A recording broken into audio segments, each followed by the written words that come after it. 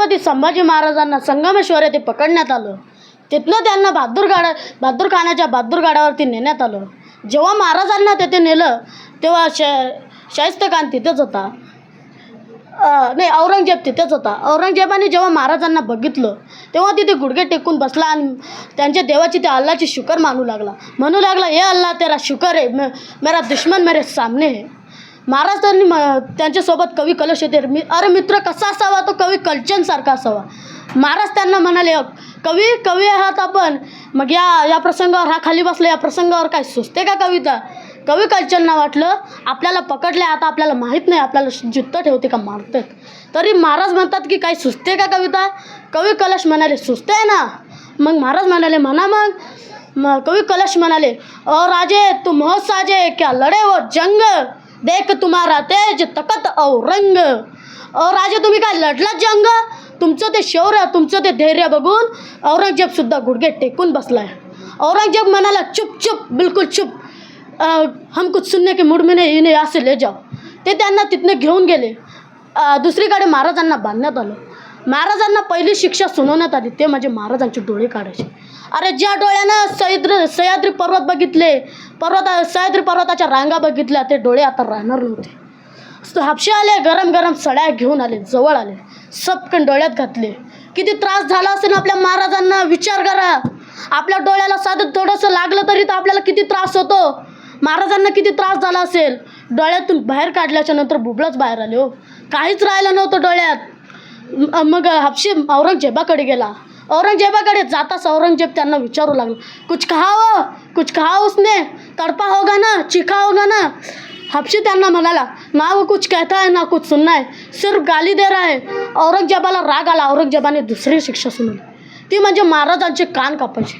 अरे ज्या गाण्यानं स्वराज्याचं गाणं ऐकलं, हर हर महादेवाची किलकारी ऐकली, ते कान आता राहणार नव्हते. हापशे आले, 2 नंग्या तलवारी घेऊन आले, जवळ आले, सबकन वार केला, महाराजांचे कान कापले. महाराजांचे कान कापल्याच्या नंतर महाराजांचे कान खाली पडले. खाली पडल्याच्या नंतर आता महाराजांचे कानसुद्धा राहिले नव्हते. 2 दिवसांनी एक शिक्षा सांगितली होती, ती म्हणजे महाराजांची जीभ कापायची. 1 दिवस लोटले गेला, 2 दिवस लोटले गेले आणि ती शिक्षा जवळ आल्याच्या नंतर हापशे आले, एक तलवार घेऊन आले. पण महाराजांची जबडा उघडेल कसा हो. ज्याने तो वाघाच्या तोंडात हात घालून त्याचे दात मोजले, त्याचा जबडा उघडेल कसा. पण एका सरदारांनी युक्ती केली, महाराजांचं नाक दाबलं. महाराजांना श्वास घ्यावा म्हणून महाराजांनी तोंड उघडलं. जसं तोंड उघडता त्या हापशीने महाराजांची जीभ पकडली. जीभ पकडतात सबकन वार केला आणि महाराजांची जीभ खाली पडली.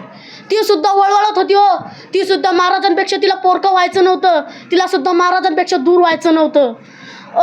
महाराजांची जीभसुद्धा कापली होती औरंगजेबाने. महाराजांचा आता डोळे काढले, कान कापले, जीभसुद्धा कापली. आता महाराजांची शेवटची आणि 4थी शिक्षा सांगण्यात आली, ती म्हणजे महाराजांची मान कापायची. अरे जी मान जगदंबेसमोर, आईसाहेबासमोर, बाबासाहेबासमोर वाकली, पुढे कोणासमोरही वाकली नाही, ती मान आता कापणार होते. हापशे आले, नंगी तलवार घेऊन आले, जवळ आले, सबकन वार केला, महाराजांची मान कापली. महाराजांची मान कापता महाराजांची मान खाली पडली, पण देह लटकलेला होता. आता औरंगजेबाने सांगितलं, महाराजांच्या अंगाचे तुकडे करा आणि तुळापूरला ती भीमा नदी आहे ना, जा तिच्यात फेकून द्या.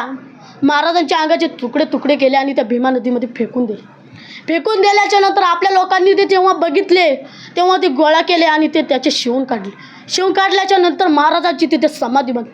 ज्यांनी महाराजांची समाधी बांधली ना, त्यांना सुद्धा जिद्द सोडलं नाही त्या औरंगजेबानी, त्यांना सुद्धा मारून टाकलं.